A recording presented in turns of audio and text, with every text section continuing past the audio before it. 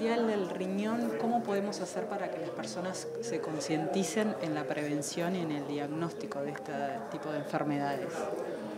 Bueno, creo que la jornada de hoy es fundamental para poner en el centro, como siempre, al paciente y saber que estamos trabajando fuertemente ya, pensando con mente pospandemia, aunque esto es un continuo ya de muchos gobiernos que nos precedieron y muchos que seguirán en el tema del cuidado de la salud renal.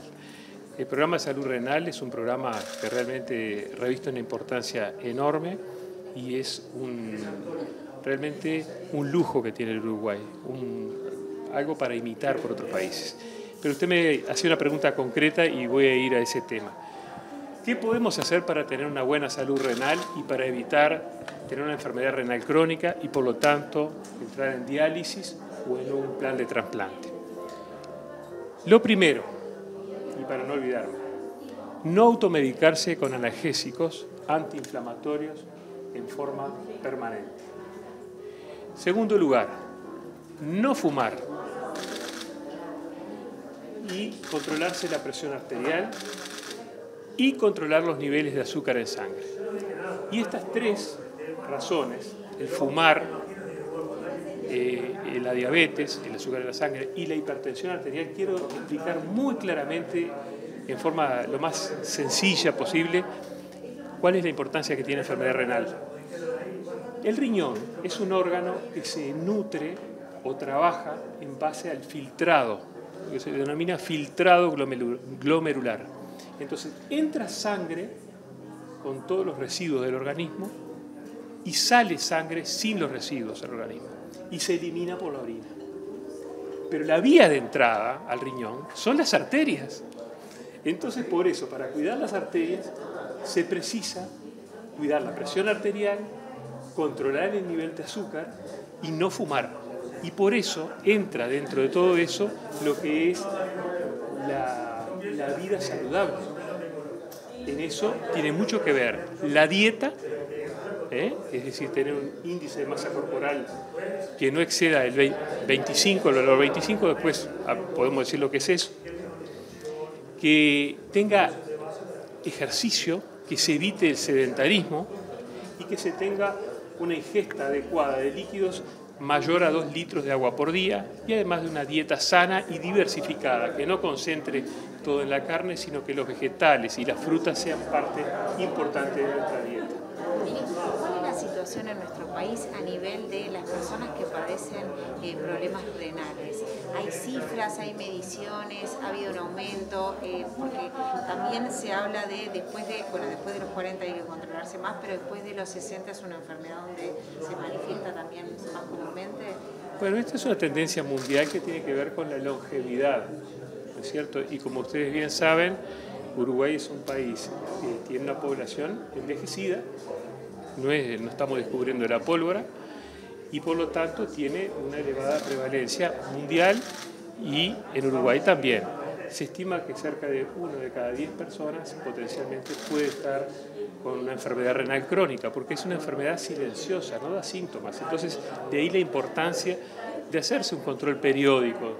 Y ahí, cuando hablamos de control periódico, hablamos del colesterol, del azúcar en la sangre y de la medición de la función renal que se hace a través de la creatininemia y un examen de orina, para determinar si hay pérdida de proteínas. Sin lugar a dudas tiene una alta prevalencia, pero Uruguay tiene el mejor programa de salud renal de las Américas, sin lugar a dudas, con mayor equidad, pero hay que seguir trabajando, como bien decía el profesor Ferreiro, todavía nos queda un 22% de personas que deben de acceder, hay un 78% de accesibilidad y de llegada a los diagnósticos y tenemos que llegar al 100%, porque la salud no se detiene. Eso le iba a preguntar, porque se destacaron lo que es la importancia de la buena atención multidisciplinaria que se da en Uruguay, que eso permite resultados muy superiores a personas que de repente no son atendidas a tiempo, pero también se lleva unos cuantos deberes, sobre todo para mejorar bastante en el primer nivel de asistencia. Se hizo alguna referencia en ACE a la necesidad de incorporar más profesionales para atender. Sí, yo creo que ACE es un organismo desconcentrado. Por supuesto que nosotros tenemos un rol de rectoría y de intercambio con las autoridades de ACE. Yo creo que eso hay que analizarlo mejor. sobre todo el tema de las nutricionistas. Es un tema que me interesó, digamos, dentro de lo que se planteó acá, y siempre estamos atentos. Y el tema de la asimetría entre el interior y Montevideo es algo histórico, algo que hemos denominado la política de cercanía, y hemos tratado de acercar todos los recursos humanos en distintas áreas. Ya vieron que hubo un llamado a psiquiatras y no se presentó nadie. Al final de cuentas hay que hacer otro estilo de llamado o contrataciones de otro tipo. Eso tendrá que hablarlo Cipriani, pero quiero decir, dificultades a veces hay por las asimetrías entre el sector privado, que logra una mayor adhesión, y el sector público. Pero sin lugar a dudas es una materia para seguir trabajando. Lo importante es el trabajo multidisciplinario, el abordaje multidisciplinario, y que todos estén en procura de mejorar este aspecto, porque la verdad que nadie sabe lo que es realmente estar en un sillón de diálisis 3 veces a la semana conectado a una máquina durante 4 horas, ir en un vehículo que va recogiendo pacientes por distintos puntos de la ciudad y tener varias horas de transporte también. O sea, hay una afectación de la calidad de vida. Pero como siempre, la atención primaria es lo que más reporta en salud. Tener el ojo puesto en la atención primaria y más con pandemia es fundamental para prevenir todas las enfermedades crónicas no transmisibles, entre las cuales se encuentra indudablemente la enfermedad renal crónica. Ministro, aprovecho para preguntarle cómo viene la vacunación de la 4ª dosis, la convocatoria, bueno, las fechas. Viene muy bien. Viene muy bien, tenemos una cantidad de personas en lista de espera interesante, en virtud de que han sufrido la afección entre enero y febrero, pero viene a muy buen ritmo.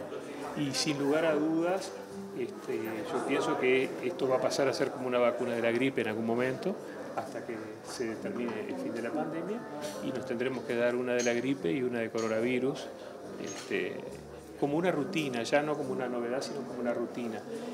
Y aprovecho para comunicarles también que la vacuna de Pfizer recibió una aprobación definitiva de uso en Estados Unidos y en Europa, de manera que eso es muy importante, y están haciendo lo propio en Uruguay, de tal manera que deja de ser una vacuna de uso de emergencia para ser una vacuna dentro de un plan regular.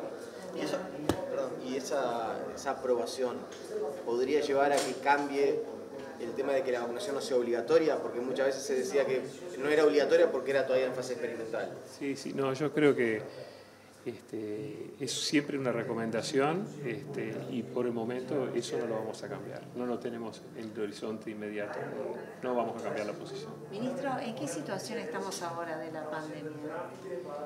Bueno, tuvimos una primera gran ola de la P1, después denominada Gamma, la variante de Manaos, que se desarrolló entre marzo y julio, el periodo más duro, y en este momento la ola Omicron, en virtud de la alta vacunación con 2 dosis y con 3 dosis, permitió amortiguar netamente lo que fue la repercusión en nivel de internaciones en CTI y en fallecidos, de tal manera que tuvimos un gran número de casos, pero los efectos sanitarios y las repercusiones fueron mucho más leves que en la primera ola. Eso es notorio, y todos los parámetros, repito, todos los parámetros, casos diarios nuevos, casos activos, camas ocupadas de moderados, camas ocupadas de CTI, índice de positividad, activos, en un cociente de activos sobre total de diagnosticados también viene disminuyendo, o sea que creo que todos los parámetros indican que esta ola de Omicron estaría, digamos, amainando o disminuyendo sobre fines de marzo y la primera quincena de abril. ¿Eso puede llevar a flexibilizar, digamos, más medidas, por ejemplo, en el tema de la educación que se está viendo? Se va a esperar hasta semana de turismo para ver si hay todavía digamos, más flexibilidad todavía en los protocolos? Sin lugar a dudas, nuestra idea era esa cuando hicimos las recomendaciones, era mayor presencialidad, porque eso redunda en una mayor escolaridad y una mayor socialización del niño y un mayor desarrollo neurocognitivo, de tal manera que eso totalmente está arriba de la mesa, y otras medidas más también.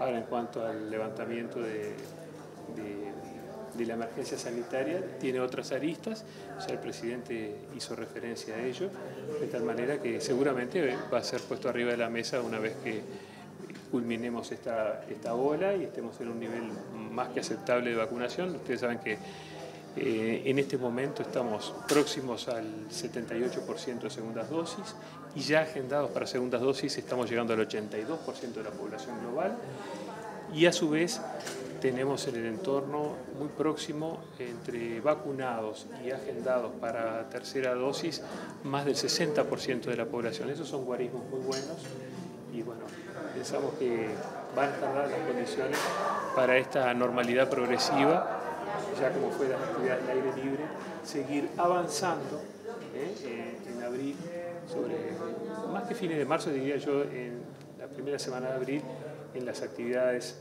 en ambientes cerrados y en la educación y también en cuanto a las condiciones de ingreso al país, seguramente va a estar todo eso dentro del tapete a considerar dentro de la carpeta de medidas. Ministro, ¿cómo viene el plan de ponerse al día con las cirugías atrasadas? Viene muy bien, realmente se están cumpliendo los objetivos.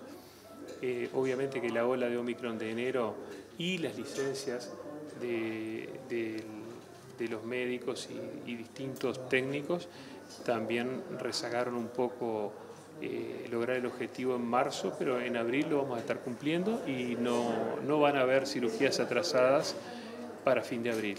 Es decir, que en ese sentido, de coordinación, ¿no? O sea que eso, nunca las de urgencia, nunca las oncológicas, pero venimos muy bien, realmente son muy pocas, inclusive a nivel de ACE son muy pocas las que hay de coordinadas atrasadas, se bajó realmente significativamente. En ese análisis de abril puede estar la eliminación de la mascarilla en espacios cerrados. Sí, digamos, no vamos a apresurarnos en todo eso. Yo creo que hay que dar una gran enseñanza de todo esto, que el uso de la mascarilla en lugares cerrados, donde hay mucha gente, en invierno, ha evitado también infecciones como el virus sincitial respiratorio, la influenza, además de la vacunación. Y por ejemplo, para mencionarles un caso, en 2020 y 2021, con el uso de la mascarilla, cuando normalmente teníamos entre 20 y 25 casos de meningitis, tuvimos un caso en cada año. Entonces eso llama la atención, pero también es un efecto del uso de la mascarilla, porque ahí no hubo una vacunación masiva. La pero sigue siendo obligatoria, por ejemplo, en los locales comerciales, en algunos espacios cerrados, esa obligatoriedad podría llegar a cesar. Es una repregunta de lo que te acabo de responder. ¿Cómo viene el tema de Casa de Galicia, los socios? Bueno, el presidente se expresó en estas últimas horas sobre el tema. ¿Cómo sigue esto? Bueno, lo seguimos con mucha atención. Ahora voy a una reunión dentro del Ministerio sobre ese tema de seguimiento. A su vez seguimos en el Ministerio de Trabajo, nos reunimos la semana pasada. Sadjian el viernes tuvo una reunión y tiene ya reuniones planificadas el lunes y el martes con funcionarios y con médicos. Está todo encaminado. Todos los servicios asistenciales van a ser dados por Casa de Galicia hasta el 31 de marzo, inclusive todos. Urgencia, policlínicas, cirugías de urgencia, etcétera. Y bueno, a partir de abril van a pasar sí a sus nuevos prestadores y tienen este plazo de 30 días para reacomodar los núcleos familiares y no quedar unos en una mutualista, otro en otros, ese tipo de situación particular. Pero va a ser una transición ordenada, pensada, con centro en el usuario, con centro en los socios, que por supuesto tenían que tener una continuidad asistencial y es lo que nos desvelaba, y por supuesto que los trabajadores médicos y no médicos asegurar la fuente laboral, que me parece que es lo fundamental. En cuanto al otro tema que ha estado sobre el tapete reiteradamente, de forma machacona, es el tema del inversor y esto y el otro. Creo que el presidente se expresó, entonces no corresponde que yo diga nada, pero lo único que diría es, el lugar no es el Ministerio de Salud Pública, porque sí, es un tema de patrimonial, eso no tiene que ver con trabajo, no tiene que ver con asistencia, es un tema de patrimonio. Entonces un tema de patrimonio lo tiene que hablar con el juez de concurso. Me parece que va por ahí. Gracias.